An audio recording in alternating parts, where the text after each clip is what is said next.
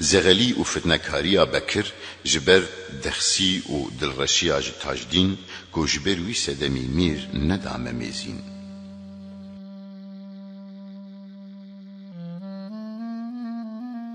گاوا خودی جتنیی آفراند و پیدا کر اف گردون و آنی هیای و جنو و آوا کر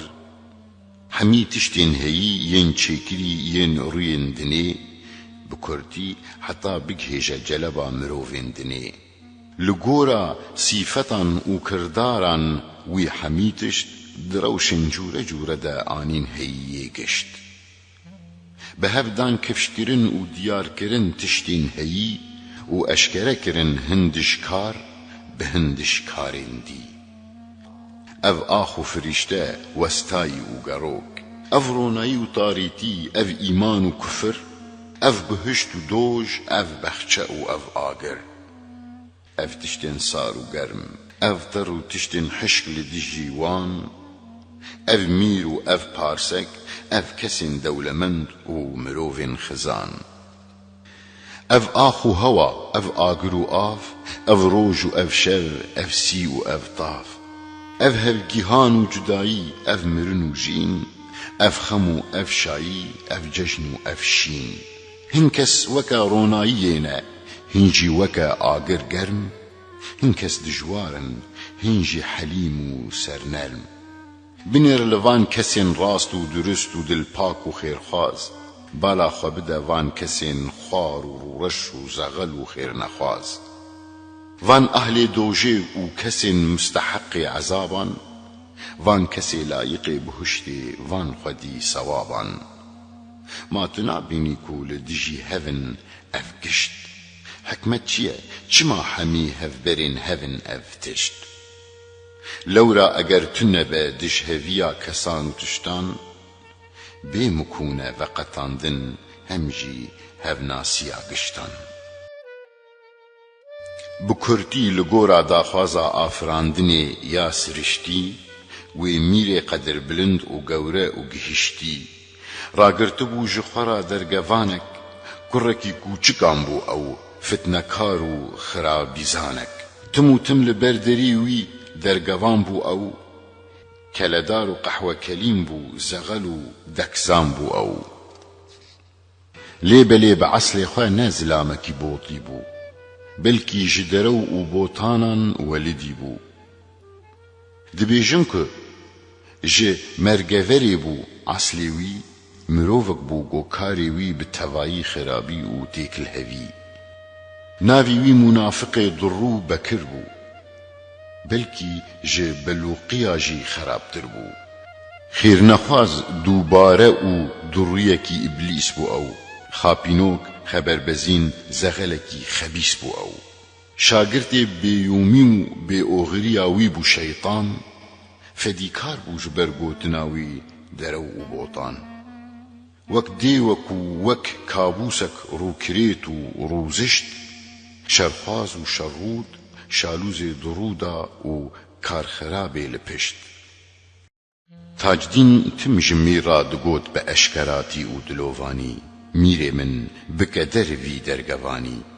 اف لیاق درگه تنینه اف سیکه گو ببیبختی ایریشتکه بکینه گرچی سا و درگوان برانه لی پرانی سا به اوینن و بوفانه میر وهاج تاجدین را دگوت قطبر تدبیجی قی ام نهای دارن جکرا دارن بکر ام جلبا میران وک جلبا آشن ام پرد فتلن و دگرن گهل پیش و گهل پاشن جنچاری پیویسته جبو ما آشوانک بوی نوی یه جبو ما درگوانک هنگی ام چرخا دولت دگرینن و بابت ما حکمته کار جبو ما جارنا ظلمه جارنا شی عدالته گرچی بکر ولد زنای لی آش مجوی بفتلو بایه اف جلبا ظالم همجی آلی کارن وان بر پرسیارن باجیر کارگیرن اولتی همجی درگوان او آشما ظالمان دگیرن و تنی ظلمان تیدا دهیرن آشما گرچی وخفا گشتیه لێ گەوریاوی ji garisê حەرام تژیە wî garisî cotkarek diçîne divê ew cotkar ji bo me hilîne ev tore ne taybetiye bi mîran ma tu nabînî ku li ber derê feqîran nobedarên wan jî hemî ji seyanin ew seh jî hemî celebek dergevanin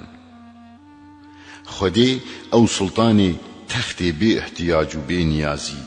ma tu nabînî ku ji bo meşandina kar û karsazî bi qasê ku wî rakirine sultan deh ew qas jî wî afirandine şeytan bi kurtî mîr di seyê xwe de nebûrî delîl û behane dida ber her şedemek mecbûrî mîrên hene ew seyên xwe yên tacî nadin tewr bi kihêlên erebî jî ew kîndarê xebîs û bêbext û fennek yani bekirê bi dilê xwe firrek bi dizî tirsa wî hebû ji tajdîn tim û tim di dilê wî de hebû kîn dema ku bi bextiyarî û bi dewlet li gora adet û toreyan çêbû ew dawet wek şeytên ji mirovan bi dizî û nepenî xapandin û derew bû mexseda wî hemî tenha wiha ji mîra got bi dizî mîrê min te pir fida kir û ji dest avê distî ew taca cewahiran bû û ew cewhera tacan ew taca xemlê bû û xeml û xêza tacan ew ji textê mîrîtiyê ra ew qas hêjaye ew qas jî aqilmend û rind xwenda û zanaye kesra ji bo dîtina wê keser dikişand jêra nemabû huzûr û ji bo evîna wê dixewirî dilê fexûr qeyser ew ji kurê xwe re bixwesta xaqan li pêşberî wê dest bibesta dîsa nehêja bû ku tu wê wiha erzan bi vî awayî wiha serserkî bi dîwan mîr got ma ez qet didim hey bê oxirê bêpar ji yomê tacdîn û memê bi textê qeyserê romê roja ku bûye ceng û şer û hewar tacdîn û memê di sidq zelbaşên neyar hemî bi zirx û zendik û tîrên bin per anîn ji me ra digel şûr û gurzên wan ên şeşper ez çi bikim bi fexûr û kî ye xaqan ez tacdîn û memê nadim bi çaryeka avdan wî nalet lê hatî godît peyva wî çi te'sîr nekir fêde neda ew mesele wergerand û vê ca jî kir eftîra got qence rastiya mîrên gewre û qencîkar eger heftayê wê bi sedeqeta xulamên xizmetkar roja got xulam şeraba tecrûbeyê vedixwin û gava got kebab û selwa jî dixwin çawa ku ne tenê di kêfxweşî û şayiyan de her wiha jî di azar û êş û tengayiyan de divê peyda nebe li wan çi guherîn û neyê dîtin ji wan qet vegerîn divê qet qusûr nekin di xizmetê de qutbir sersarî nekin di xîret û himmetê de divê ku bên ber hev ew zewq û cefa bibin hevda ji hev ra ew rastî û wefa lê rewş û bêfêde diçe qenciyên kesên xwedî himmet eger bê kirin li kesên nelayiq û neçê û bêrûmet nehêjayê xezîneyan û male kesê nekes û ne mûnasibê mezinkirinê ye kesê nûres pîveka got nûresan dide naskirin şerab e kesên ji xwe serxweş ve xwarina wan ameyê xerab e gelek aqil û gelek xwe ragirtin divê ji bo ku nûres bi meyê neguherin dernekevin ji rê mîrê min ma te nedît got kurê eskender te rûdayê ew ji hedê xwe çû der roja got te sitî da tacdîn wî ji aliyê xwe ve daye memê zîn mîr got çi ecêb bi min nekir pirs yanna di dilê wî da nemaye ji min tirs got ma tu nizanî ku ew wisa ye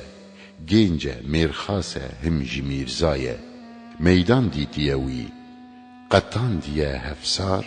هر تشتی گو بکه دیده حقدار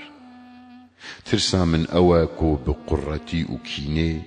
هیچ ببه او سری هلده پشتی دایی نازینه دوز بکه گو او جیج نسلا خالد هاتیه و نیشان بده گو قصتاوی زیده میرزاتیه میر گوت ددلی من دا هبو دا خواز که از زینه بممه بکم سرفراز صندوقم از بگیان باوی خوی میر حتی بگهیجه گیان خالد باپیر بچم میرکی جنسل آدم زینه بجنتی از قد نادم هرچی یکی گوش سر خبویه بیزار اها زین بلا ببه خوازگینی او دا خوازکار میره گوش سر خو او گیان خو تیره بلا بیترس وی بخوازه که میره هرچی کو میرن با آلین خوین در و هندر بێگومان وەک ئاگرن ئەو دشبن ئاگر درودا بچاودیتن سپەهینە و بنورن لێ دهندرێ خوداژە ئیدارەکردنێ دوورن دەما دلۆڤانی دکن ئەو وەک ڕۆژن دەما گۆتێن خشمێژی دنێ دسۆژن زینهار بوان نەکی تو باوەر وەلەو تو باو و پسێ وان بی یانژی برادەر خسماکو کسین خیر نخواز و حیلکار نیزی کی وان ببن هنگی خودی ببه پاریزدار